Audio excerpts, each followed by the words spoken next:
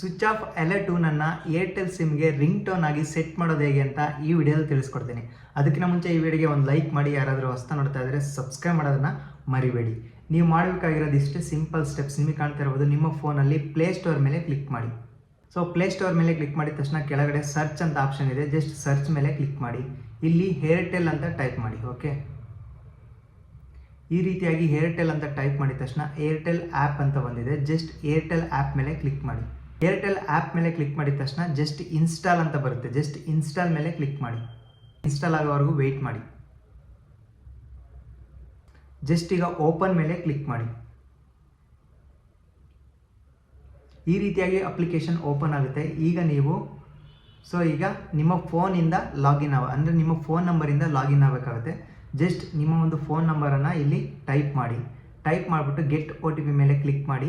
So ನಿಮ್ಮ ಒಂದು ಮೊಬೈಲ್ಗೆ OTP ಬರುತ್ತೆ, ಆ OTPನ ಇಲ್ಲಿ ಎಂಟರ್ ಮಾಡಿ. ಜಸ್ಟ್ ಲಾಗಿನ್ ಮೇಲೆ ಕ್ಲಿಕ್ ಮಾಡಿ. ಕಂಪ್ಲೀಟಾಗಿ ಲಾಗಿನ್ ಆಯಿತು ಈಗ. ಸೊ ನೀವು ಇವಾಗ ಏನು ಮಾಡಬೇಕಂದ್ರೆ, ಜಸ್ಟ್ ನಿಮಗೆ ಕಾಣ್ತಾ ಇರ್ಬೋದು, you can manage your family Airtel ಅಂತ ಸರ್ವಿಸ್ ಎಲ್ಲ ಬಂದಿದೆ. ಜಸ್ಟ್ ಹಲೋ ಮೇಲೆ ಕ್ಲಿಕ್ ಮಾಡಿ. ಈಗ ಮತ್ತೆ ಹಲೋ ಮೇಲೆ ಕ್ಲಿಕ್ ಮಾಡಿ, ಹಲೋ ಮೇಲೆ ಕ್ಲಿಕ್ ಮಾಡಿ. ಸೊ ಈಗ ನೀವು ಏನು ಮಾಡಬೇಕಂದ್ರೆ, ಈ ಒಂದು ಅಪ್ಲಿಕೇಶನ್ ಕೆಳಗಡೆ ಸ್ಕ್ರೋಲ್ ಮಾಡ್ತಾ ಹೋಗಿ.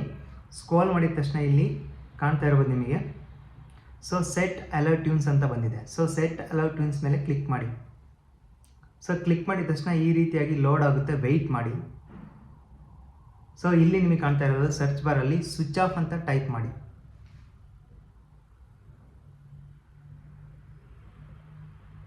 ನಿಮಗೆ ಕಾಣ್ತಾ ಇರೋದು ಈ ಒಂದು ಸ್ವಿಚ್ ಆಫ್ ಡಿಸ್ಪ್ಲೇ ಆಗಿದೆ, ಜಸ್ಟ್ ಅದ್ರ ಮೇಲೆ ಕ್ಲಿಕ್ ಮಾಡಿ.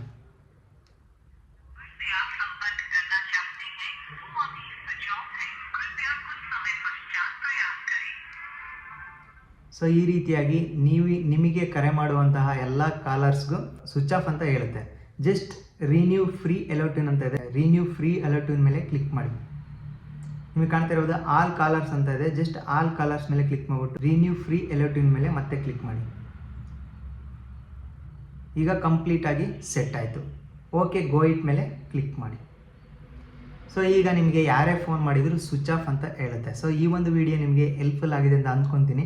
ಸೊ ಹೆಲ್ಪ್ಫುಲ್ ಆಗಿದ್ರೆ ಒಂದು ಲೈಕ್ ಮಾಡಿ, ಯಾರಾದರೂ ಹೊಸ್ತಾ ನೋಡ್ತಾ ಇದ್ದರೆ ಸಬ್ಸ್ಕ್ರೈಬ್ ಮಾಡೋದನ್ನು ಮರಿಬೇಡಿ.